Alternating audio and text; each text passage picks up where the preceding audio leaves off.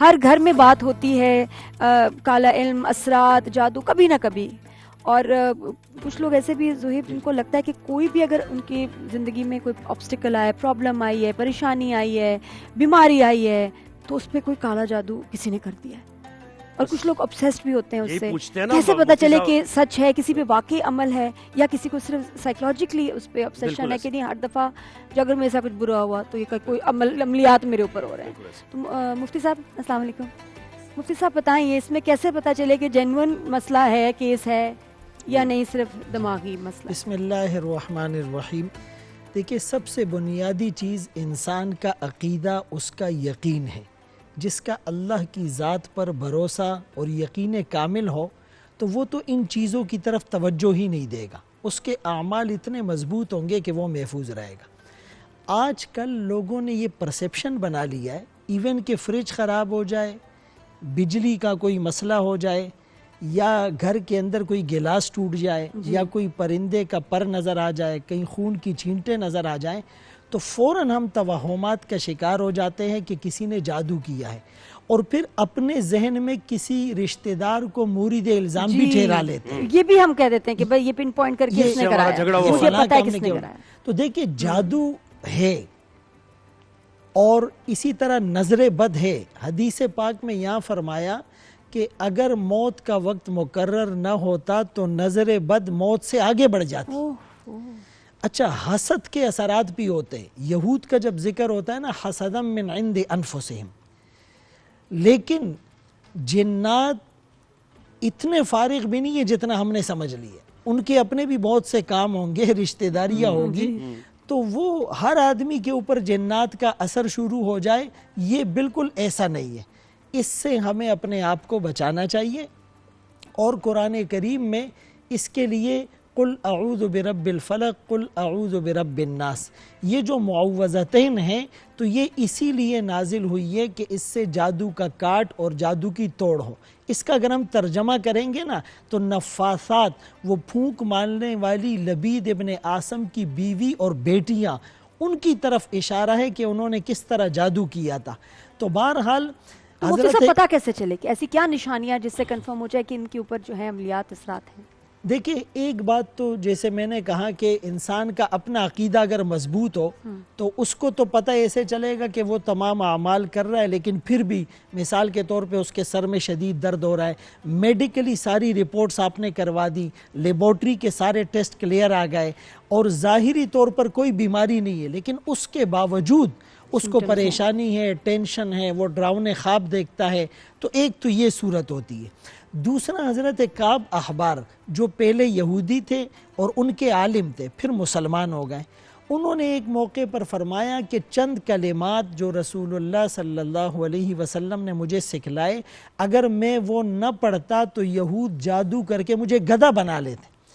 اعوذ بوجہ اللہ العظیم، یہ کلمات آپ نے بتائے ہیں. الذی لیس شیء اعظم من وبکلمات اللہ التامات التی، کہ ایسے کلمات کہ جس کو کوئی فاجر اور فاسق جو ہے وہ مطلب یہ کہ پڑھے گا، ان تمام سے میں پناہ مانگتا ہوں. تو اگر دعاؤں کا اہتمام ہو، نماز کی پابندی ہو، درود شریف کی کثرت ہو، بہت بہترین بات ارشاد فرما دی، اور حلال کھانا ہو، اور دل میں حسد اور بغض نہ ہو، تو انشاءاللہ آدمی اس سے محفوظ رہے گا. اور سب سے بڑا گناہ بدگمانی ہے جو ہم لوگوں سے کرتے ہیں. ویل لکل ہمزۃ لمزہ، ہلاکت ہے ہر عیب جو اور عیب گو کے لیے. بدگمانی اور بد زبانی دو ایسے عیب ہیں جو انسان کے ہر کمال کو زوال سے بدل دیتے ہیں. علامہ صاحب، آپ کچھ روشنی ڈالیں اس میں. جادو کا وجود ہے، اور ایک تو یہ بھی ایک ڈیبیٹ ابھی ہو رہی ہے کہ جادو کا وجود نہیں ہے، سائیکالوجسٹ بھی کچھ لوگ نہیں بھی مانتے. بالکل، اس پر ذرا. بسم اللہ الرحمن الرحیم. چونکہ ایک ہمارا نوجوان اور انٹلیکچوئل یہ سمجھتا ہے کہ جو چیز ہم دیکھ رہے ہیں بس وہی وجود رکھتا ہے، اس کے علاوہ اور کوئی چیز وجود نہیں رکھتی. جو چیز سائنس سے ثابت ہو گئی وہی وجود رکھتی ہے، اس کے علاوہ اور کوئی چیز وجود نہیں رکھتی. تو پھر تو حواس خمسہ کے ذریعے اور سائنس کے ذریعے اور دیکھنے کے ذریعے تو آپ اپنے خدا کو بھی ثابت نہیں کر پائیں گے. اگر خدا کو بھی ثابت کرنا ہے تو عقل کی روشنی میں، ان نشانیوں کی روشنی میں، فطرت کی روشنی میں آپ ثابت کر پائیں گے، جو دیکھنے والی چیزیں نہیں ہیں. اس لیے ایک تو یہ کہ پروردگار کی اتنی ساری نشانیاں بتا رہی ہیں کہ پروردگار کا وجود ہے، پھر پروردگار نے جن چیزوں کے بارے میں بتا دیا کہ یہ وجود رکھتی ہیں تو وہ رکھتی ہیں. مثال کے طور پر بیان فرما دیا کہ ملائکہ کا وجود ہے، تو چاہے ہماری ملاقات بازار کسی سے نہیں ہوئی، البتہ کوئی یہاں سے جاتا نہیں ہے سوائے یہ کہ ملائکہ سے ملاقات کر کے جائے. تو ویسے زندگی میں کبھی ملاقات نہ ہوئی ہو تو اس کا مطلب یہ نہیں کہ وہ وجود نہیں رکھتی. اسی طریقے سے جنات سے ہماری کبھی ملاقات نہ ہوئی ہو تو یہ نہیں کہ وجود نہیں رکھتی ہے. اسی طریقے سے سحر اور جادو بھی یہ چیز ہے کہ اگر انسان کے اوپر خدا نخواستہ اب تک نہیں ہوا ہے، بہت اچھی بات ہے، اور خدا نخواستہ کسی اور کے اوپر بھی نہ ہو، تو اگر نہیں ہوا ہے تو اس کا یہ مطلب نہیں کہ وجود نہیں رکھتی. اس کا ذکر پروردگار عالم نے قرآن کریم میں کیا ہے. السحر کا کلمہ ظاہراً 5 مرتبہ قرآن کریم میں آیا ہے، اور پورا سورہ جس کا ذکر بھی ابھی تلاوت قرآن کریم میں کیا گیا حضرت موسیٰ اور جادوگروں کے واقعے کے اندر، تو وہاں پر باقاعدہ جادو تھا، اور خود حضرت موسیٰ علیہ السلام یہ فرما رہے ہیں کہ یہ جادو ہے. اس کا مطلب جب نبی خدا کہہ رہے ہیں کہ جادو ہے تو اس کی ایگزسٹنس ہے، اور قرآن کریم میں اس کا ذکر ہے. تو جادو کا تو کوئی انکار نہیں کر سکتا. اب سوال ہی پیدا ہوتا ہے کہ جادو ہماری زندگی میں کتنی مرتبہ آتا ہے، اور آتا بھی ہے یا نہیں آتا. تو ویسے تو یہ کہ ایگزسٹنٹ ہونا اور بات ہے، لیکن ہمارا اس زندگی کے ساتھ اٹیچ ہونا اور بات ہے. لیکن ایک ڈر تو ہمارے اندر آ گیا نا، جی پتہ نہیں ہمارے اوپر نہ. جی بالکل.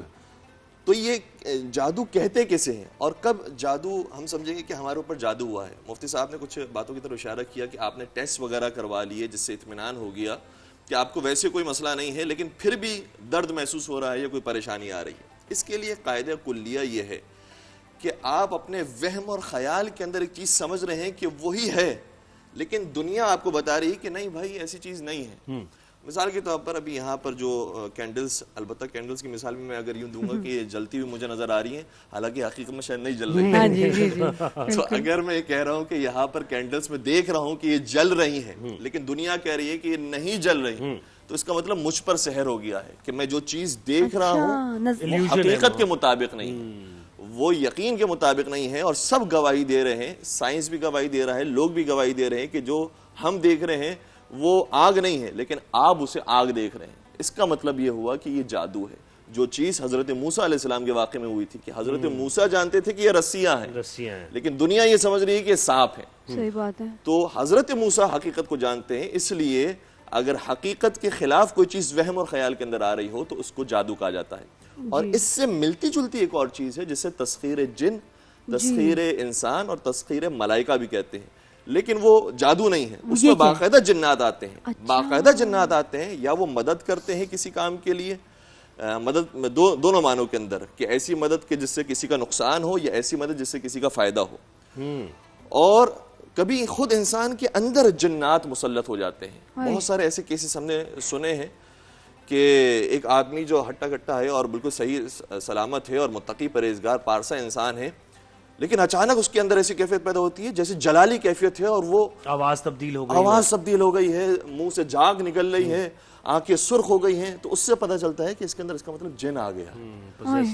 تو جن کو نکالنے کے طریقے اور ہیں، اور جادو ختم کرنے کے طریقے اور ہیں. لیکن اللہ صاحب یہاں سے مجھے ایک اور سوال، مجھے اس سے آپ بتائیں، رسول صلی اللہ علیہ وآلہ وسلم پہ جادو کی کوشش ہوئی. اب یہ سوال ہے کہ جادو کیا گیا، کیا وہ اس کے اثر میں آئے یا نہیں آئے؟ جی یہ اس کو ذرا دیکھیں، یہ بڑا اہم سوال ہے. رسول اللہ صلی اللہ علیہ وسلم پر جادو کیا گیا، اور لبید ابن عاصم کی بیوی اور بیٹیوں نے کیا، اور یہ بخاری شریف کے اندر موجود ہے. اگرچہ خبر احاد ہے لیکن متعدد طرق سے یہ مروی ہے. اچھا، یہاں پر اب مفسرین اور فقہا کا اختلاف ہوا ہے. کچھ مفسرین اور فقہا کہتے ہیں کہ یہ عصمت انبیاء کے خلاف ہے. ظاہر رسول اللہ صلی اللہ علیہ وسلم پر جادو کا اثر ہو جانا، اس سے تو ساری تعلیمات وحی کا وہ سلسلہ خدا نخواستہ شکوک اور شبہات کی زد میں آ سکتی ہے، تو اسی لیے وہ اس کا انکار کرتے ہیں. لیکن ایک بہت بڑی تعداد کہتی ہے کہ نہیں، چونکہ حدیث میں آ گیا ہے.